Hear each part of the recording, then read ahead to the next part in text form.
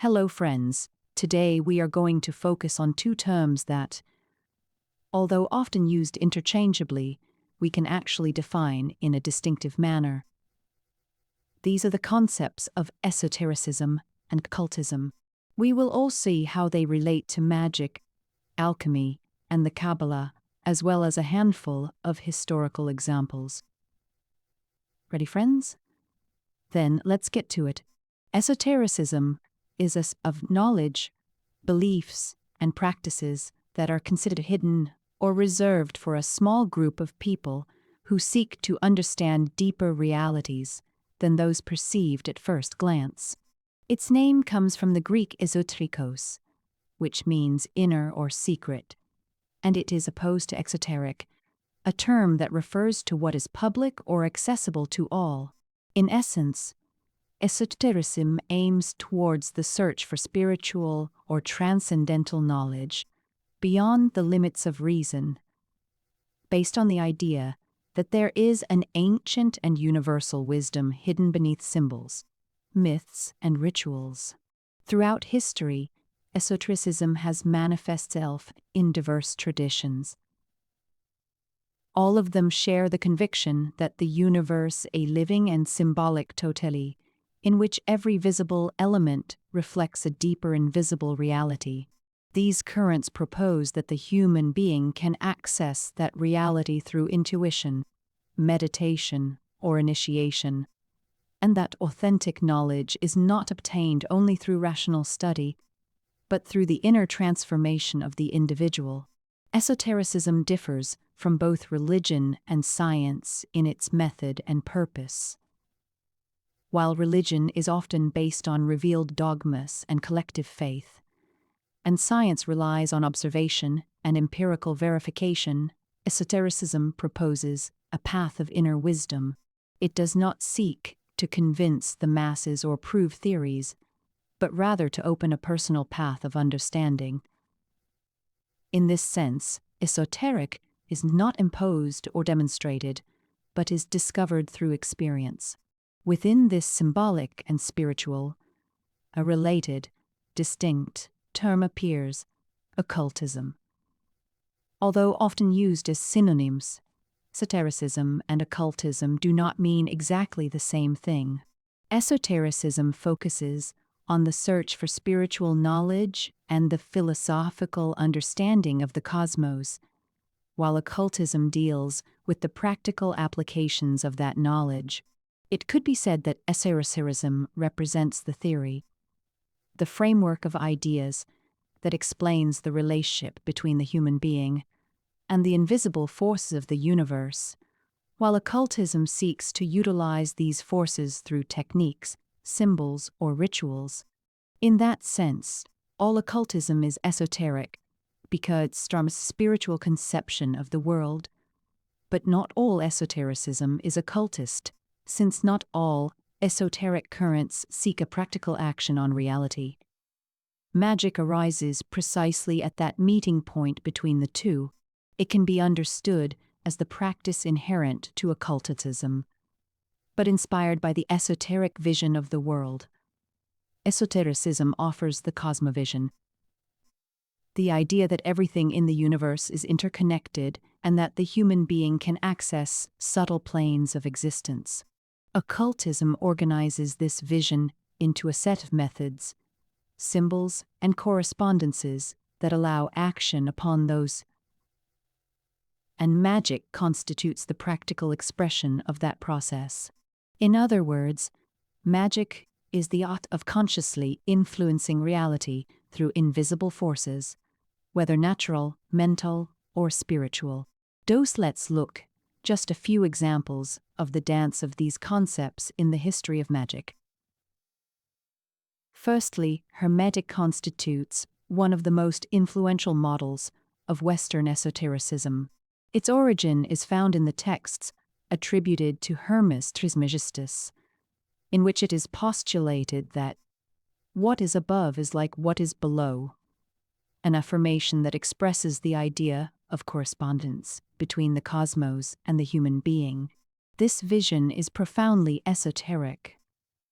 The universe is understood as a living totality in which everything visible reflects the invisible. Based on this philosophical foundation, Hermetic occultism develops a structured system of correspondences between planets, elements, metals, and parts of the body, which allows the practitioner to act magically upon reality. Invocation rituals, talismans, and magical astrology, practical expressions of that union between the esoteric and the occult. Neoplatonic magic. Practiced in the 3rd and 4th centuries of our era, philosophers like Amblichus and Proclus is another example. Its esoteric foundation lies in the idea that the human soul comes from the divine world, can return to it through knowledge and purification. From the occultist point of view, Dergi organizes this vision into a series of spiritual hierarchies: gods, intelligences, daimons, with which the magician seeks to enter into communion. In their magical practice, these philosophers performed invocations, prayers, and consecration rites that were not intended to dominate forces, but to elevate the soul through them. Thus, Dergi shows how magic can be a spiritual means of union with the divine, rather than an act of power. Renaissance magic, driven by figures like Marsilio Ficino, Giovanni Pico della Mirandola, and Cornelius Agrippa, represents a notable synthesis of esoteric thought and occult practice. Its philosophical basis is Neoplatonism, which considers the universe as a chain of emanations ranging from God to matter. Based on this structure, Renaissance occultism organizes into correspondences between the planets, the elements, and the faculties of the soul. The Renaissance magician, when performing magical acts or fabricating talismans, does not seek to alter the laws of nature, but to act in harmony with them. Natural magic thus becomes an operative practice sustained by an esoteric vision of the cosmos. Rosicrucian magic, which developed in the 17th and 18th centuries, offers another example of integration. Its esoteric foundation lies in the idea that the human being can achieve spiritual illumination through symbolic knowledge and inner work. Its occultist aspect appears in the hierarchical systems, initiation rituals, and secret practices intended to transmit this wisdom. In the magical dimension, the Rosicrucians used alchemical and Kabbalistic symbols as instruments of meditation and personal transformation, understanding each operation as a reflection of the divine work in the soul. In the 19th century, the ceremonial magic of the Hermetic Order of the Golden Dawn brought this integration to an unprecedented degree of refinement. Its philosophy is profoundly esoteric. It combines Kabbalah, Hermeticism, and astrology into a coherent system that explains the structure of the universe and human consciousness. From the occultist point of view, the order established a rigorous method of initiatory grades, rituals, and symbolic correspondences. The magical practice meditations, invocations, and ceremonies, based on this cosmovision, and aims to expand consciousness, purify the self, and connect with spiritual forces. In the Golden Dawn, magic is not reduced to the manipulation of energies, becomes a path of spiritual self-knowledge, where the esoteric and the operative converge in a single discipline. Trace, finally, the Thelema system, formulated by Aleister Crowley at the beginning of the 20th century, represents the modern evolution of this tradition. Its esoteric basis lies in the idea that each individual possesses a true will, a divine mission that they must discover and realize. The occultism of Thelema, expressed in its complex network of symbols, correspondences, initiatory grades, and ritual practices. Magic, defined by Crowley, the science and art of causing change to occur in conformity with will. becomes the concrete practice by which the adept seeks to align their personal will with the universal will. In this case, magic is at the same time a psychological, spiritual, and cosmic tool. These examples show how, in the different magical currents of Western history, the esoteric and the occult are not separate spheres, but aspects of the same process. The esoteric vision offers the symbolic understanding of the universe. Occultism structures that knowledge into coherent systems of symbols, hierarchies, correspondences, and magic converts it into a living experience through ritual practice. Together, they constitute a tradition that conceives knowledge as a form of inner transformation, where the magical act, ultimately, a reflection of the union between the human being and the divine. This relationship between esotericism, occultism, and magic can be observed in other historical traditions besides magic. Alchemy, for example, combines the three dimensions in a symbolic and operative way. In its esoteric aspect, it starts from a vision of the universe in which material reflects the spiritual. In its occultist development, it becomes a system of symbols and correspondences that reveal the hidden laws of nature. And in its magical practice, it seeks the transmutation of the soul at the same time as that is. Yes, although it's not the main thing, of course. Alchemy understands the laboratory as a sacred space for inner transformation. In its origins, alchemy was a philosophical natural discipline interested in understanding the transformations of matter. For medieval alchemists, working with metals symbolized the purification of the soul, and the search for the philosopher's stone presented spiritual perfection. Over time, especially in the framework of Rosicrucian and Hermetic movements, alchemy began to be understood more symbolically. Occultists like Eliphas Levi and Aleister Crowley reinterpreted alchemy as a form of spiritual magic.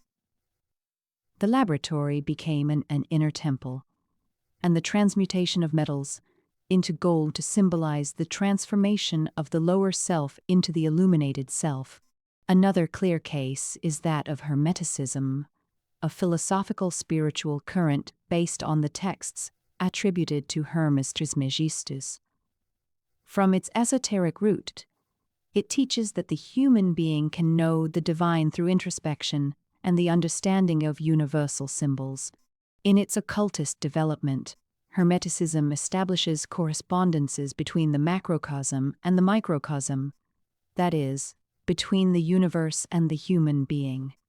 Its magical aspect appears in the theurgic practices, rituals intended to invoke or communicate with celestial forces to elevate the soul. The Kabbalah has also played an important role in this structure. Originally, Jewish Kabbalah was a mystical tradition whose goal was to understand the mysteries of God and achieve spiritual union with the divine. Its practice consisted of meditation and the study of the Sephirot, the attributes through which divinity manifests itself. It did not have an operative magical purpose.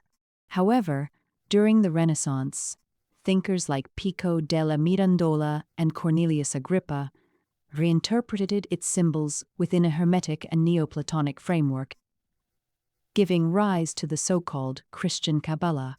Later, in the 18th and 19th centuries, European occultism that heritage into the so-called Hermetic Kabbalah, incorporated the Tree of Life as a map of the universe and human consciousness, using it in rituals, meditations, and invocations. Thus, an originally mystical tradition was reinterpreted in a magical, esoteric key.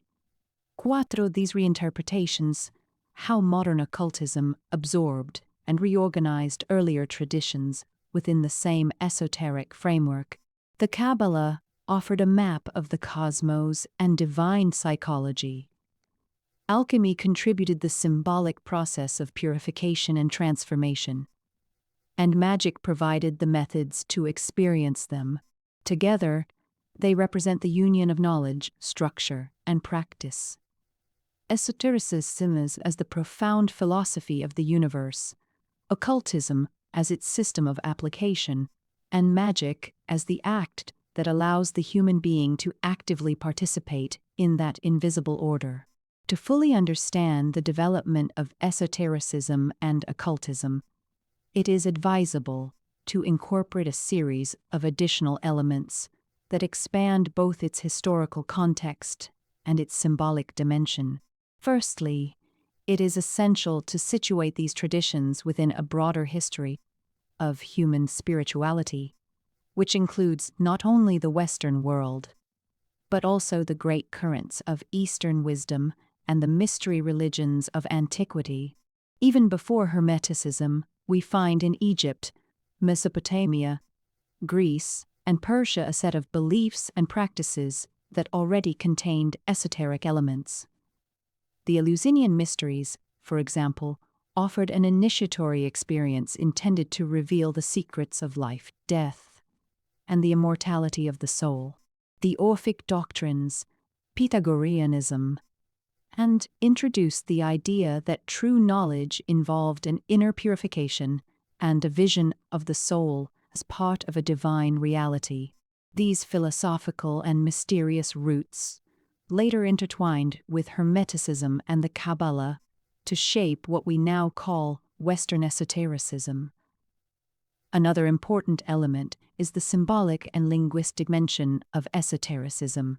Esoteric traditions insist that common language is not enough to express the divine or the hidden. They resort to the symbol, the myth, and the number as means of transmission. In alchemy, lead, mercury, or gold are not just physical substances, but representations of states of the soul. In the Kabbalah, Hebrew letters are vehicles of spiritual energy. In the Tarot, or astrology, planetary archetypes and figures become maps of the inner universe. This symbolic use of language constitutes a bridge between the esoteric, the deep meaning, and the occult, the technique that allows it to be activated. The initiatory and community dimension of esotericism also deserves attention. Far from being a simple accumulation of ideas, esoteric knowledge is traditionally transmitted schools, orders, or fraternities. From the ancient Pythagorean schools to the Rosicrucian and Masonic societies, initiation represents a process of inner transformation that is expressed through grades, oaths, and rituals. Modern occultism inherited this structure, interpreting initiation as a method for awakening the latent faculties of the human being and preparing them for the magical or mystical experience. Another fundamental aspect that should be integrated is the Gnostic dimension. Gnosis was one of the most influential currents in the formation of esoteric thought. For ancient Gnosticism, the human being contains a divine spark imprisoned in the material world, and secret, gnosis, is the way to free it. This conception of existence as a cosmic drama between light and matter influenced Hermeticism, alchemy, and Christian Kabbalah, and reappears strongly in modern occultism, especially in the psychological vision of Carl Gustav Jung, who reinterpreted esoteric symbols as expressions of the collective, unconscious. Cinco, it would also be enriching to consider the Oriental dimension of esotericism. Although Western esotericism developed within its own cultural framework, it maintained contact with the traditions of India, Tibet, China, and Islamic Sufism. During the 19th century, Helena Blavatsky Theosophical Society incorporated from Hinduism and esoteric Buddhism, presenting a universalist vision of occult knowledge. These Oriental influence introduced new ideas about reincarnation, karma, the planes of existence, and the spiritual evolution of the soul, which became part of contemporary occultism and New Age currents. We should also mention the psychological and symbolic dimension of the 20th century. Transformed the understanding of esotericism. Authors like Carl Jung, Mircea and Henry Corbin reinterpreted occult traditions as symbolic expressions of human inner experience. From this perspective, myths, rituals, and magical archetypes are not simply attempts to manipulate external forces, but languages of the conscious, representations of the individuation process and contact with the sacred. This modern reading does not eliminate the spiritual character, esotericism, but reformulates it in an inner key, closer to deep psychology than ritual practice. Finally, another essential element to complete the panorama is the cultural and artistic influence, esotericism. Throughout the centuries, esoteric and occult ideas have permeated literature, painting, music, and architecture. 19th century symbolism, surrealism, and 20th century visionary art. How the esoteric imaginary archetypes, correspondences, inner visions became a source of aesthetic inspiration. In this sense, esotericism is not only a system of spiritual thought, but also a cultural current that has shaped forms and sensibility. In summary, esotericism, occultism, and magic are not separate disciplines, but aspects of the same search. The first offers the vision of the world as a symbolic totality. The second organizes that vision into systems of knowledge, and the third brings it to living experience. Through them, the human being tries to reveal the invisible behind the visible, and to transform their own being in the process. I hope you found this interesting, friends. Greetings, and until next time.